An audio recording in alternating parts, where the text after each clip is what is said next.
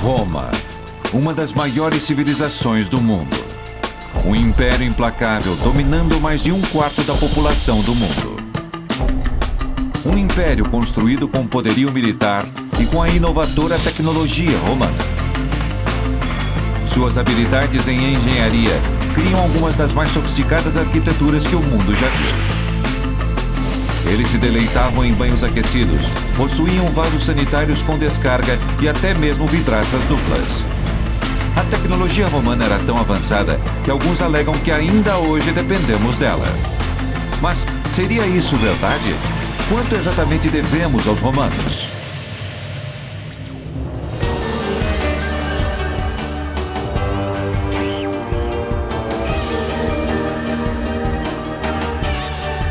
Mistérios da ciência, a tecnologia romana. 1946. Poucas semanas depois dos primeiros testes nucleares no atol de Bikini, no Pacífico, o designer francês Louis Réard cria um novo traje de banho. Ele o chama de Bikini. O mundo o saúda como uma ousada inovação. Ela causa sensação. Poucos sabem que os romanos tiveram a mesma ideia 2000 anos antes. O biquíni está longe de ser um exemplo isolado. Muitas tecnologias, incluindo o concreto armado, grampos cirúrgicos e os estádios de esporte, não são absolutamente ideias novas. Os romanos chegaram na frente. Para revelar as maravilhas da tecnologia romana, considere uma cidade como Nova York, vibrante, dinâmica, habitada por milhões de pessoas. Assim como em qualquer cidade do século XXI, a vida das pessoas depende da tecnologia. Aquecimento central, vidraças duplas e banheiros. Água limpa corre por todas as torneiras. A cidade possui um sofisticado sistema viário. Apartamentos, estádios de esporte e avançadas instalações médicas. Ainda assim, absolutamente nenhuma dessas ideias é moderna. Elas foram desenvolvidas pelos romanos há quase 2000 anos. De várias formas, sem a engenhosidade romana, a vida moderna não seria absolutamente tão moderna. Roma e Itália há 2000 anos. O coração de uma das primeiras superpotências. Daqui, imperadores governavam uma vasta civilização que, no seu auge, no primeiro século depois de Cristo, estende-se da Escócia ao norte até o Egito ao sul. O Império Romano dominou a Europa por mais de 500 anos, desde 31 a.C. até sua queda em 476 d.C. Mas para que Roma e seu império sobrevivam, os romanos precisam solucionar muitos dos problemas técnicos que cidades modernas enfrentam hoje. Ao fazer isso, eles lançam as bases do futuro. Imagine que você está sentado dentro de um estádio gigante, rodeado por milhares de pessoas, todas torcendo por seu jogador favorito. Para o fã apaixonado, trata-se de uma questão de vida ou morte. Parece um jogo dos Yankees de Nova York, mas voltando a Roma, no Coliseu, a atmosfera era exatamente assim. A diferença é que aqui uma eliminação em jogo decisivo realmente significa morte certa. A arqueóloga Janet Delaney é especialista em construções romanas. Creio que o mais próximo que podemos chegar a imaginar como deveria ter sido sentar-se no Coliseu e assistir aos espetáculos é ir a um jogo de beisebol, o barulho, os gritos, o entusiasmo. A única coisa que teria sido muito diferente teria sido o cheiro, porque o que você tinha ali era sangue de verdade. E é aqui, na Roma do ano 80 d.C., que o sangue corre livremente. Voltemos ao tempo da inauguração do Coliseu Romano. Trata-se de uma edificação elegante com 4 andares de altura. E os romanos não fazem nada pela metade. 190 metros de comprimento e 155 de largura. E ele era capaz de abrigar 4 jatos jumbo. Ele possui assentos para 50 mil espectadores.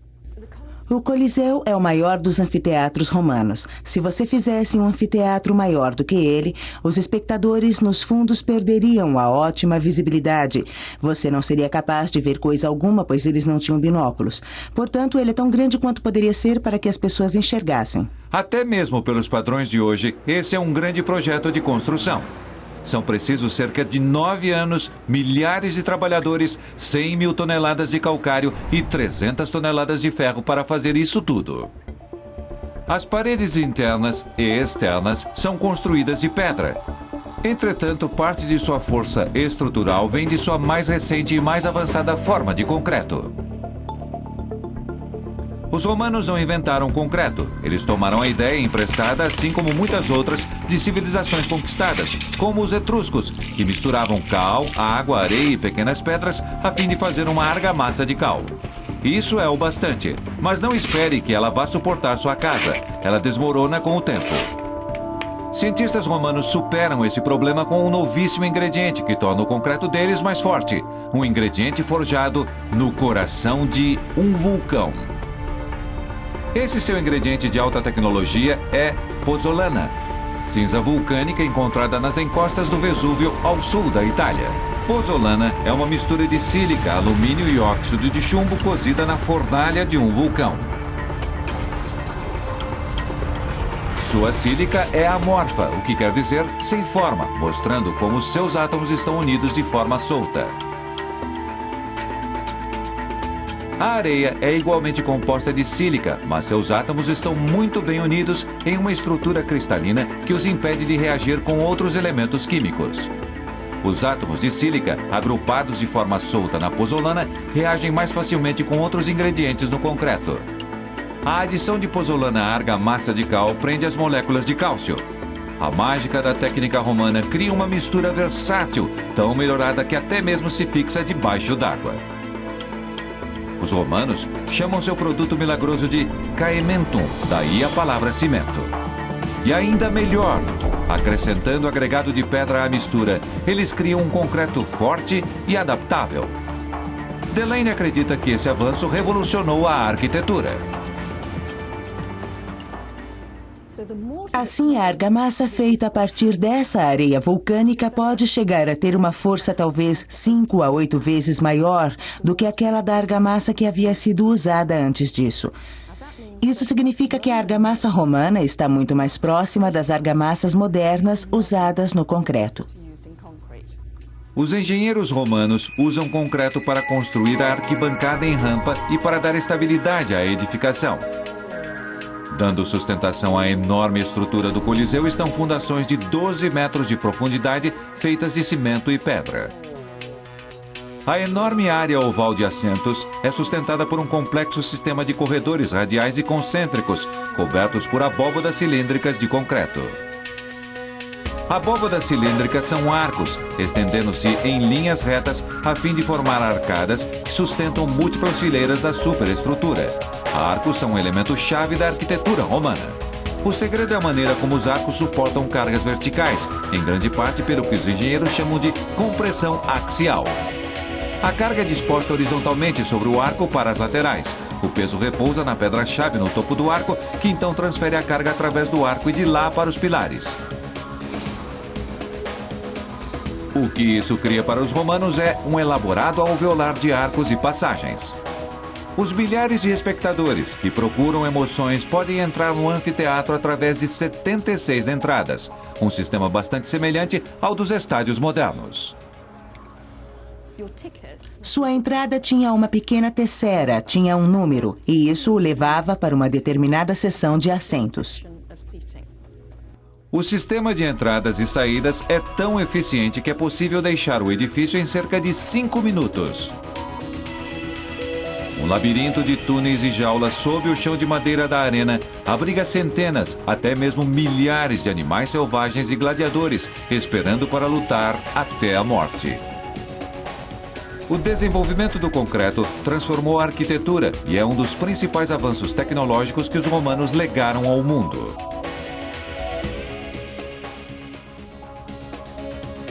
Ainda assim, a engenharia romana chega a se superar com o maior de seus feitos. o Panteão. Alguns especialistas acreditam que esse seja um dos mais importantes edifícios que o mundo já viu. A tecnologia romana transformou a argamassa de cal em concreto forte e durável. Isso revolucionou a arquitetura. Mas tendo criado esse novo concreto, os romanos o levaram então a novos níveis de engenhosidade, não ultrapassados ainda hoje. Um desses exemplos de habilidades além de seu tempo pode ser encontrado nas ruelas de Roma. O arquiteto Mark Wilson Jones acredita que esse seja um dos mais importantes edifícios já construídos. Esse é o Panteão, um dos mais incríveis monumentos do mundo.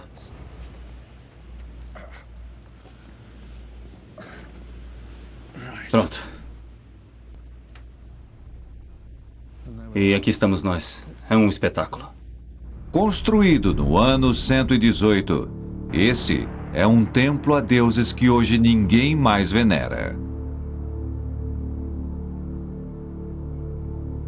Mas que ainda inspira encanto e admiração. A primeira vez que o vi estava exatamente como agora. Você se sente elevado, você sente uma espécie de alegria por estar na presença de algo tão extraordinário. Quando os arquitetos do imperador Adriano começaram a projetar um novo templo para os 12 principais deuses da religião romana, eles precisavam criar uma construção imponente. Eles se decidem por uma grande abóbada de 43 metros de diâmetro. Pelos padrões modernos, isso pode não parecer grande, mas no século II é um enorme empreendimento. Uma sólida cúpula feita de concreto romano uniforme seria pesada demais para se autossustentar. Eles precisam de um material leve o bastante e forte o bastante para uma abertura tão grande. Uma grande cúpula é constantemente empurrada em direção à base. Por isso, os engenheiros construíram uma base com paredes de 6 metros de espessura para sustentar e apoiar a cúpula e estabilizar a estrutura. Em seguida, vem a cúpula propriamente dita.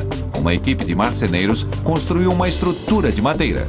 Pedreiros então a cobriram com concreto que eles construíram em anéis a partir da base. Mas se usarem concreto comum, eles se arriscam a fazer com que a estrutura desmorone quando o andaime for retirado. O importante para uma cúpula é que ela seja relativamente frágil no topo, e por isso você quer que essa parte seja mais leve. Suas habilidades tecnológicas rendem aos pedreiros romanos uma solução engenhosa. Eles usam pedras cada vez mais leves no concreto a fim de reduzir a carga à medida que as camadas ficam mais altas. Você vai querer usar no topo o que há de mais leve e na base o que há de mais pesado. Assim, as camadas foram cuidadosamente graduadas em seções, desde a mais leve no topo até a mais pesada na base.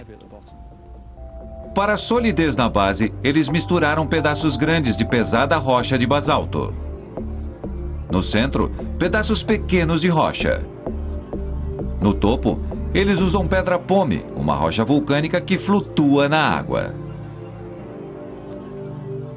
Finalmente, no cume, eles deixam uma abertura de 9 metros chamada óculos.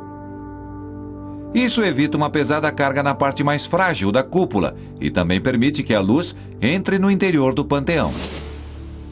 A engenharia do edifício é incrivelmente precisa. Na verdade, uma esfera com sua base na curva da cúpula se encaixaria quase perfeitamente dentro do edifício quadrado. O panteão permanece como uma das maiores construções já erguidas. Somente 1.300 anos depois, alguém constrói uma cúpula tão grande quanto essa, com a construção do Duomo de Florença em 1420. Mesmo quase 2.000 anos depois, o panteão continua sendo a maior cúpula de concreto não reforçada e esférica já construída. Seu projeto continua influenciando a arquitetura pelo mundo todo. Identifique a diferença. Um desses edifícios tem 2.000 anos. O outro é a Suprema Corte do Estado de Nova York. O Panteão de Roma é o da esquerda.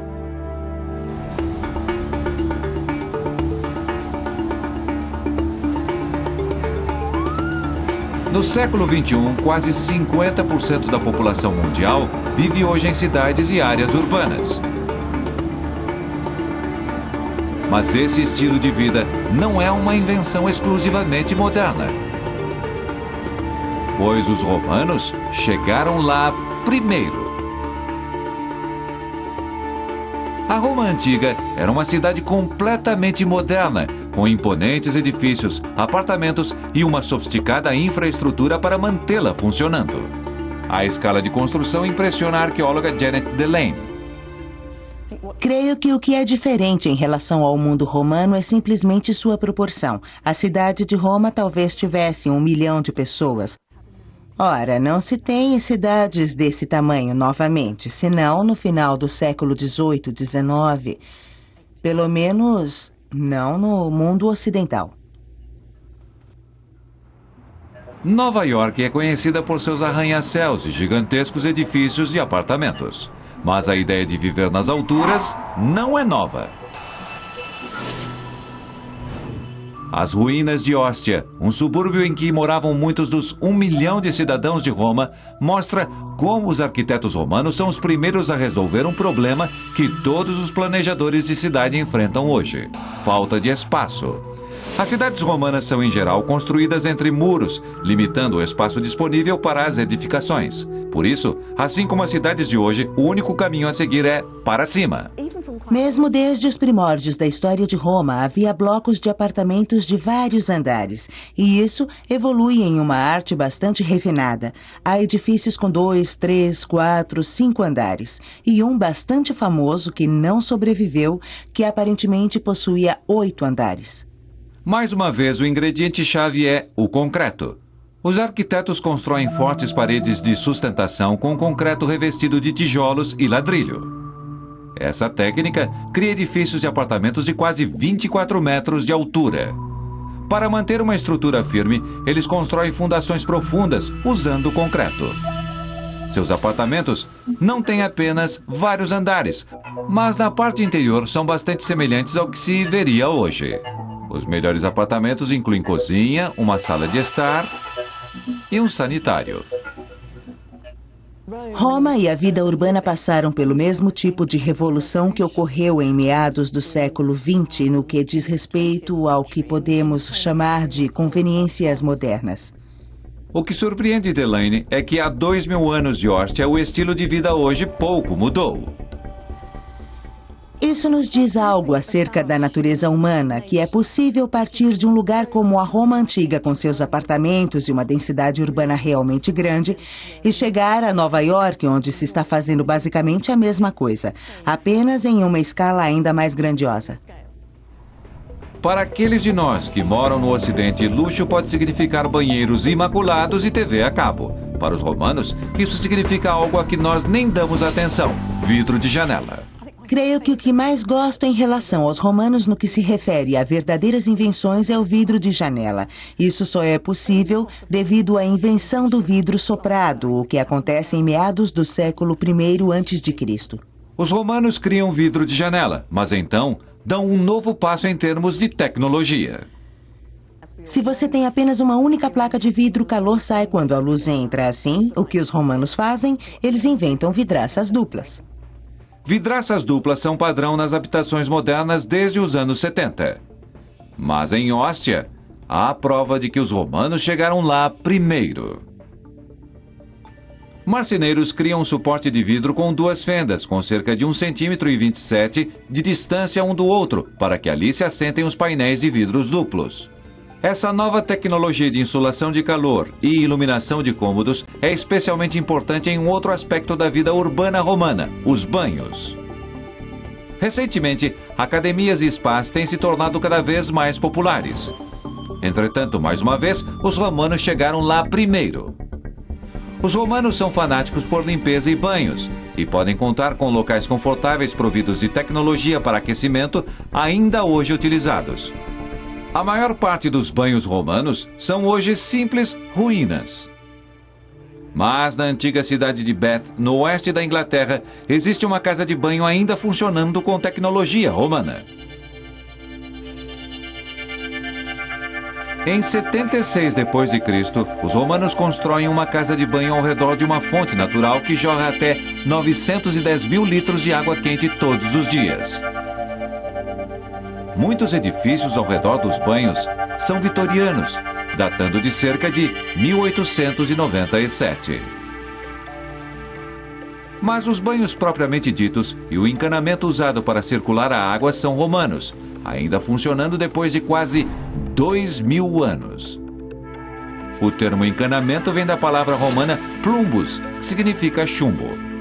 Técnicos romanos descobrem uma maneira de fazer canos de chumbo batendo em chapas de chumbo e as moldando ao redor de um molde de madeira.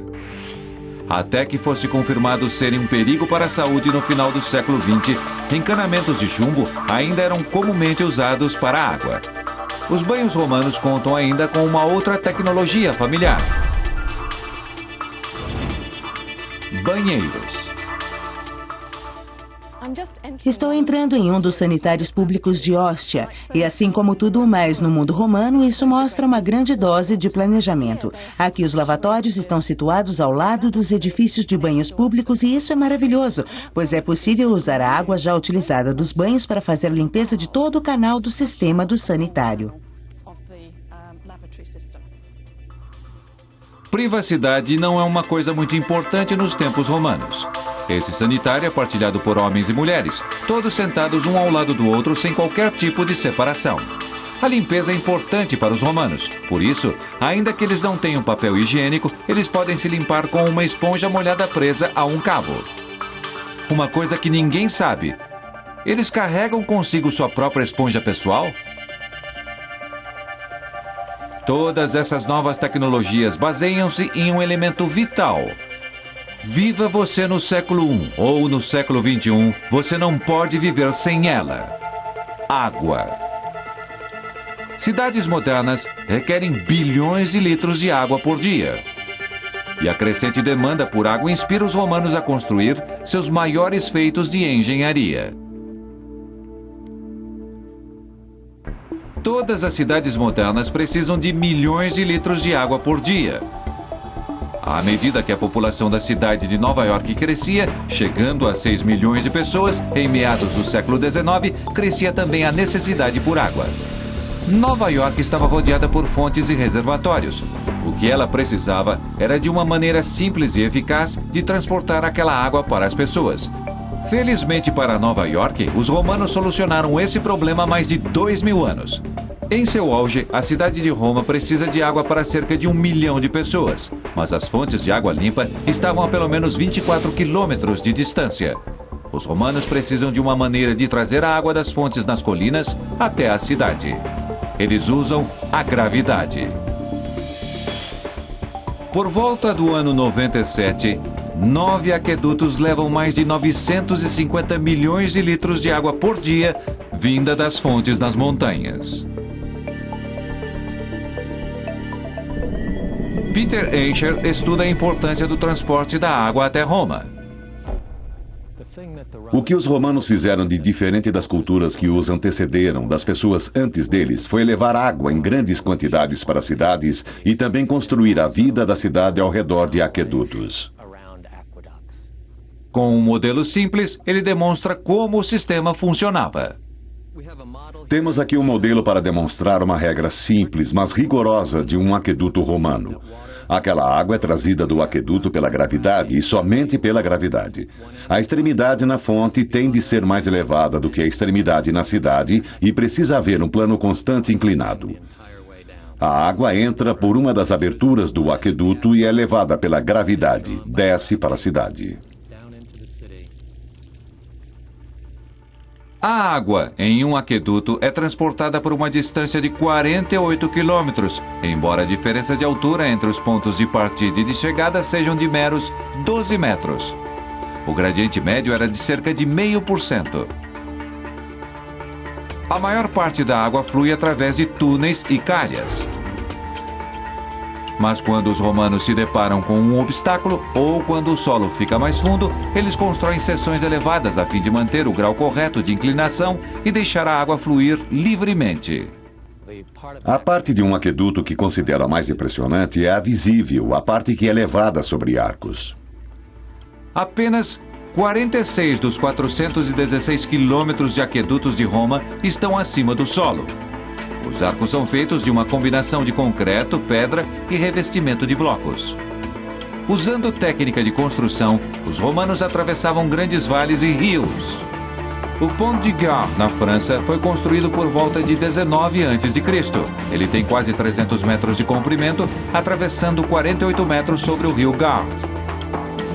São 50.400 toneladas de concreto e pedra, com uma queda de apenas 1,27 cm no curso do vão. A água nos aquedutos romanos não flui em uma calha aberta sobre o aqueduto, mas dentro de um canal fechado, a fim de protegê-la de contaminação.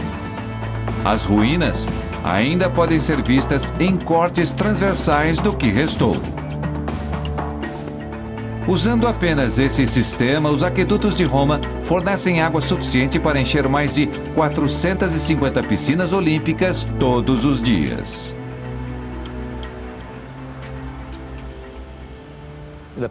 O principal destino, o mais importante destino, seriam as fontes nas ruas, e isso seria prioridade. O povo podia ter acesso fácil à água.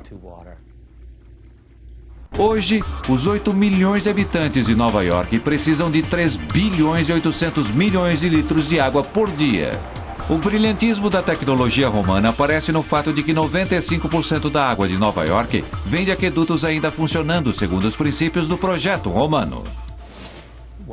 Em primeiro lugar, eles foram a fontes distantes. Segundo, trouxeram água por meio da gravidade. Ela foi toda trazida até Manhattan em um declive. Em terceiro, para que chegasse a Manhattan, eles tiveram de atravessar o rio Harlem, precisando de uma grande ponte. Tanto em Roma quanto em Nova York, a maioria dos aquedutos está sob o solo. Ainda é possível explorar partes do antigo aqueduto romano virgem, escondido sob a cidade moderna. Construído no ano 19, o aqueduto da Água Virgem, Aqua Virgo, leva a água das fontes de Salone até o centro de Roma, a 21 quilômetros de distância. O aqueduto é essencialmente subterrâneo. Em alguns pontos chega a estar 43 metros da superfície. O túnel tem em média 1,20 m e poderia levar 1.200 litros por segundo. Esse não é um lugar para se ficar se você sofre de claustrofobia. Esse aqueduto corre diretamente para os banhos de Agripa e serve Roma por mais de 400 anos. Embora as seções do aqueduto não funcionem mais, a água da chuva ainda passa pelo canal. O que é preciso imaginar é esse canal cheio da mais pura e mais fria água que os romanos conheciam. Ela era famosa por ser tão limpa e teria corrido por talvez 90 centímetros ou 1,20 m nesse canal aqui. O aqueduto é aberto na rocha ou no solo e suas paredes são revestidas com cimento. Escher ainda pode ver provas da atenção a detalhes por parte dos engenheiros romanos. É bem acabado aqui e não tem polimento aqui em cima, uma vez que o duto não ficava cheio e eles não se importavam com a fricção. Mas aqui embaixo é mais liso e tem uma superfície muito mais regular. Eles usam uma espécie de argamassa especial na seção do aqueduto em que a água flui, a fim de reduzir a fricção e melhorar o fluxo. Uma extensão utilizável do aqueduto romano ainda supre uma das atrações turísticas mais famosas de Roma, a Fontana di Trevi. Ela jorra água do mesmo sistema que outrora supria os imperadores romanos. Na Roma antiga, o sistema sanitário criado pelos engenheiros romanos elimina a ameaça de doenças, embora eles nunca tenham compreendido a ligação entre a água e o contágio. Mas eles realmente apreciavam a importância dos cuidados com a saúde. E assim como hoje, eles possuíam uma atividade médica, com técnicas como o uso de anestésicos e até mesmo cirurgia plástica. É sexta-feira à noite em Nova York e os prontos-socorros dos hospitais estão movimentados. Os médicos contam com salas de operação de alta tecnologia e modernos medicamentos. Ainda assim, muitas das ideias e da tecnologia que eles utilizam têm sua base na medicina romana. Como curador das coleções romano-britânicas no Museu Britânico de Londres, Ralph Jackson é especialista em tecnologia cirúrgica romana. Creio que o que mais me impressiona acerca da medicina romana é que eles tenham conquistado tanto com tantos fatores contra eles. Havia muitas coisas que eles não tinham como saber, e mesmo assim as coisas que faziam incrivelmente bem. Assim como a moderna prática médica, a medicina romana é dividida em diferentes especialidades, incluindo farmacêuticos, médicos e cirurgiões. Eles possuem até anestesistas que usam ópio, meimendro negro e mandrágora sintetizados a partir de flores e raízes. Os romanos não teriam sabido disso, mas meimendro negro e mandrágora são alcaloides tropanos. Alcaloides tropanos funcionam como anestésicos, bloqueando os impulsos nervosos no cérebro e nas ligações neuromusculares. Essa propriedade leva à descoberta e à síntese do composto mais potente, novacaína, amplamente usada como analgésico. Eles não sabiam o que eram esses componentes, mas sabiam que era possível tomar uma dose e talvez fosse o suficiente para fazer uma pessoa dormir. A compreensão deles a respeito de anestesia podia ser limitada, mas sua habilidade de projetar e fazer instrumentos cirúrgicos não era. A instrumentação romana está por trás de toda a instrumentação moderna, e algumas vezes é assustador o quanto esses instrumentos são semelhantes. Para mostrar o quanto os instrumentos romanos estão próximos dos modernos, Jackson está mostrando uma réplica de um conjunto de instrumentos cirúrgicos romanos para David Hossin, no Hospital St. Mary's, em Londres. Qual sua impressão ao ver essa gama de instrumentos? Minha primeira impressão é de que é bastante ampla, e essa é obviamente uma lâmina, um bisturi. Tornou-se conhecido como um bisturi, que pode ter sido usado para sangria, mas há muito pouca diferença. Ao comparar os instrumentos, Hossin fica atônito com as semelhanças. O que imagino, e posso estar errado, é que isso seja um retrator para manter aberta a incisão. Um retrator de duas extremidades. E se estou certo, e você me dirá que devo estar errado, não há muita diferença entre um retrator moderno para afastar tecido na incisão. Mas há um instrumento romano em especial que parece ser exatamente igual ao seu equivalente moderno.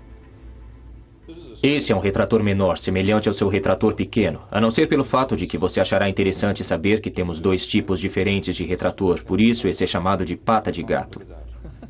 Olhe só para isso. Uma pata de gato. Agora realmente muito pouco mudou. É praticamente igual, não? Incrível. É incrível. Instrumento após instrumento, os instrumentos do cirurgião, embora separados por 2000 anos, são praticamente idênticos até os mínimos detalhes. Absolutamente incrível. Quer dizer, praticamente não há diferença alguma, e quando você pensa que há 2000 anos entre eles, é mesmo incrível. Os romanos estavam usando esses sofisticados instrumentos para executar procedimentos que seriam muito característicos do século XXI, incluindo operações de catarata, cirurgia do cérebro e remoção de veias varicosas. Eles faziam até mesmo cirurgia plástica.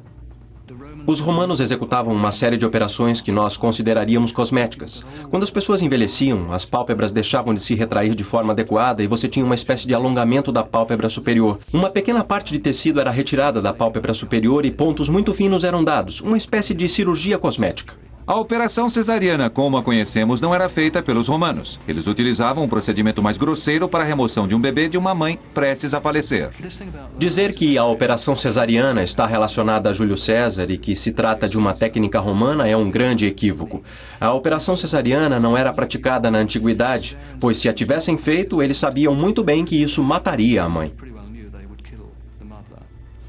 A habilidade romana para curar doenças e salvar vidas é equivalente a apenas uma coisa: sua incrível habilidade de abater seus inimigos. Para proteger o Império, Roma treina a mais disciplinada e eficiente força militar que o mundo já viu. E para melhorar ainda mais a eficiência dessa máquina imperial de matar, eles a equipam com os mais avançados armamentos do mundo. A polícia e as forças armadas do século XXI usam tecnologia de última geração. Roupas à prova de bala e escudos para enfrentar tumultos protegem nossa polícia nas ruas. Enquanto armas de artilharia podem disparar projéteis letais a quilômetros em direção ao inimigo. É a tecnologia do século XXI inspirada pela máquina militar de Roma do século I. A historiadora Kate Gilliver estuda como o exército romano conquistou metade do mundo conhecido. Trata-se do primeiro exército profissional com soldados que são soldados profissionais. Assim, a organização romana, seu profissionalismo, seus equipamentos lhes conferem uma enorme vantagem. Há 2000 anos, o exército romano é o mais bem equipado do mundo. Se por um lado os arquitetos haviam dominado a arte de manipulação da pedra e do concreto, engenheiros militares haviam moldado metais e madeiras a fim de criar devastadoras armas de guerra. A principal arma dos soldados da infantaria é uma temível espada chamada gládio, uma lâmina de gume duplo de cerca de 45 centímetros de comprimento com uma ponta afiada. Ela era usada para estocar e perfurar em vez de cortar. Mas se por um lado uma espada podia ser mortal em contato direto com o inimigo, sua lança chamada pilum era capaz de matar à distância. Ela pode ser lançada com precisão letal de cerca de 30 metros. O pilum é projetado basicamente para matar. É projetado para perfurar as pessoas, perfurar armaduras, perfurar seus escudos.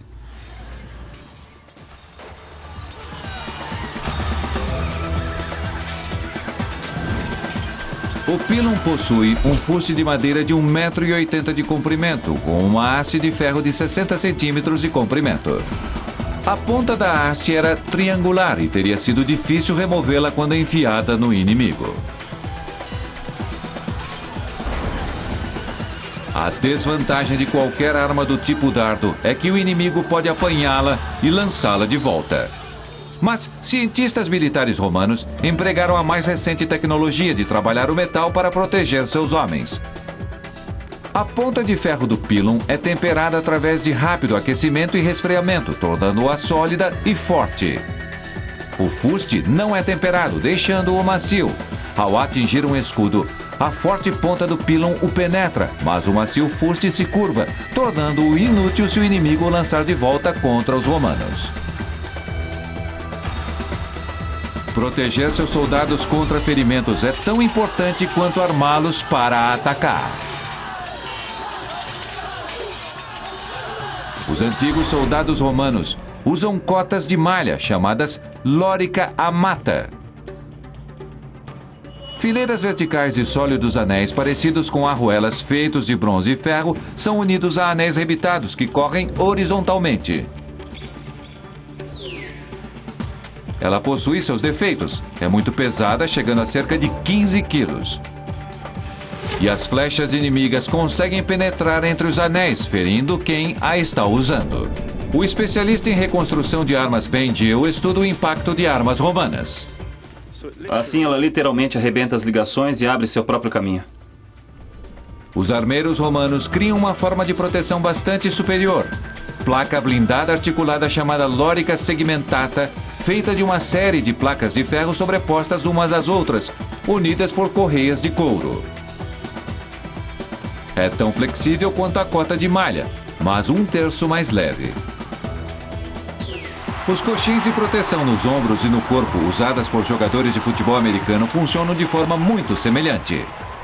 As leves seções segmentadas nos ombros e peito permitem a movimentação, mas distribuem o impacto de um golpe violento ao redor do corpo. A lora segmentata é feita para suportar uma flecha inimiga. Ela penetrou, mas só até aqui. A flecha pode ter feito um afundamento, mas a armadura evita que seu usuário tenha um ferimento grave. E se o arsenal romano possui algo de moderno, o mesmo acontece com as táticas que usam. Algumas podem ser vistas ainda hoje nas ruas de Nova York. 31 de janeiro de 2002. Enfrentando demonstrações contra a Organização Mundial do Comércio, a polícia de Nova York se defende com a mais recente armadura para o corpo e proteção de alta tecnologia. Mas esse uso de escudos é incrivelmente semelhante a algo usado há 2000 anos. As legiões romanas sabem exatamente como lutar contra um inimigo fortemente armado. Eles usam o testudo, palavra latina que significa tartaruga. Legionários se agrupam e fecham seus escudos em formação, criando um grande anteparo protetor. Uma formação tão efetiva no ataque quanto na defesa. Os soldados usam um grande e curvo escudo, feito de outro moderno e rígido material. a madeira compensada.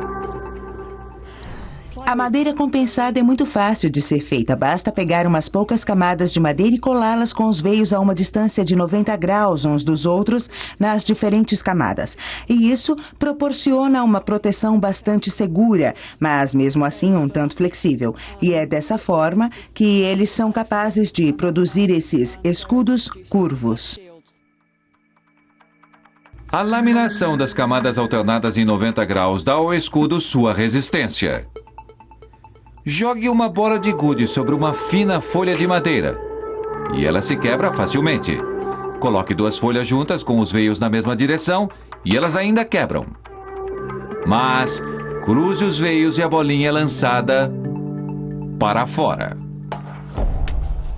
Mas não é apenas a infantaria que possui equipamento de alta tecnologia. Os romanos também podem movimentar suas grandes armas.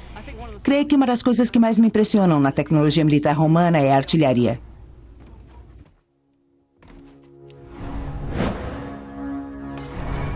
Poucos exemplos da artilharia romana sobrevivem, mas os romanos deixaram pistas detalhadas de como recriá-las. Gill é membro da guarda de Ermini Street, o principal grupo britânico de reconstituição da vida romana.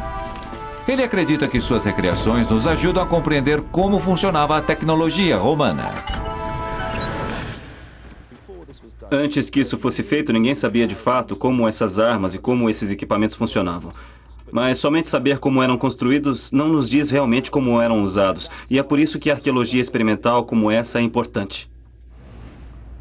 Esse é o Scorpio. Ele lança flechas com pontas de aço. Ele era usado nos primeiros estágios do ataque e durante os cercos. Ele perfura a armadura e mata na hora. É quase como uma balista gigante. Os rígidos braços do arco são manivelados para trás, retendo a energia em duas meadas verticais feitas de corda e tendões. Quando a corda do arco é solta, ela lança a flecha a 365 metros a incríveis velocidades. Essa é a flecha que será colocada aqui.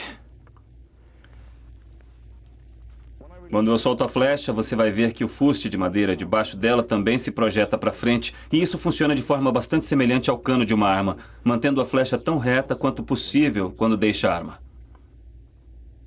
Vamos lá? Como se pode ver, ele é completamente manobrável.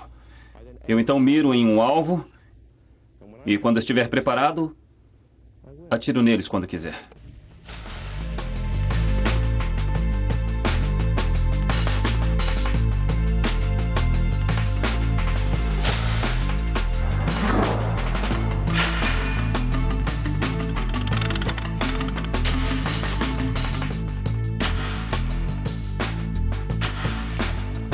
O Scorpio é uma arma letalmente eficaz. Eles teriam provocado ferimentos avassaladores. Há esqueletos de britânicos que foram provavelmente mortos pelos romanos quando da invasão. Há o de um homem com uma ponta de flecha atravessada em sua espinha, outro tinha uma flecha lançada de uma catapulta atravessando sua cabeça, o outro tinha seu crânio atravessado mais ou menos aqui, deve tê-lo matado na hora. Embora seja uma eficaz arma contra pessoal, o Scorpio tem pouca utilidade para se atacar uma edificação. Para tanto, os romanos precisam de algo com um pouco mais de força. A onagro e a balista. Creio que os lançadores de pedra são os mais devastadores instrumentos da tecnologia romana. Esses instrumentos de artilharia lançam grandes pedras no inimigo. Durante cercos, eles lançam projéteis tão altos no ar que são capazes de quebrar os muros inimigos.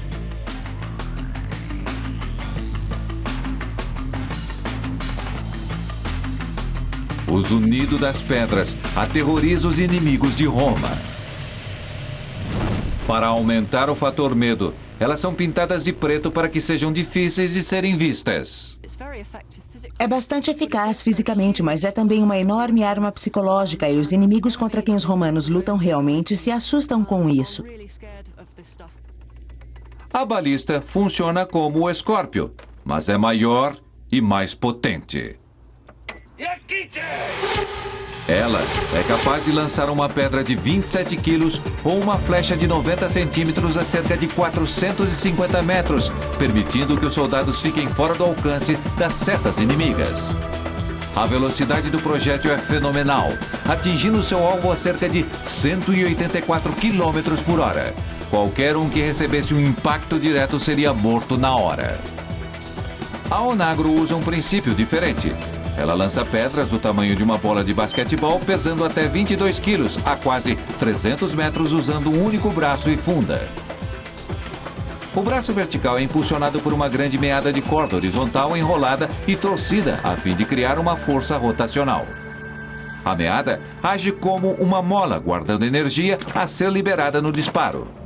Quanto mais forte a mola, mais potente a catapulta.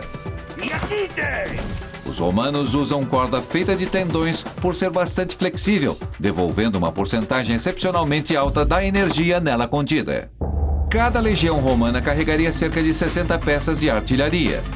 As combinações de tecnologia e tática fazem do exército romano a força de combate principal na Europa durante 500 anos e influencia táticas militares pelos próximos 1500.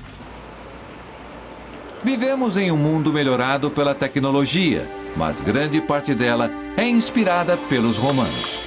Muitos edifícios modernos utilizam técnicas consumadas por arquitetos romanos.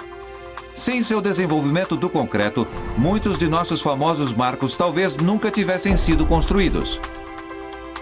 Os romanos foram os pioneiros da vida urbana, construindo sua cidade sobre os mesmos princípios que ainda usamos hoje. Eles chegaram até mesmo a solucionar um dos maiores problemas enfrentados por todas as grandes cidades, o suprimento de água potável através da construção de um amplo sistema de transporte de água utilizando aquedutos. Eles estavam avançados em técnicas médicas e mantiveram seu domínio com o mais avançado exército da época. Embora o Império Romano tenha tombado há mais de 1500 anos, grande parte de sua tecnologia permanece como um projeto para nosso mundo de hoje. Versão brasileira Centauro.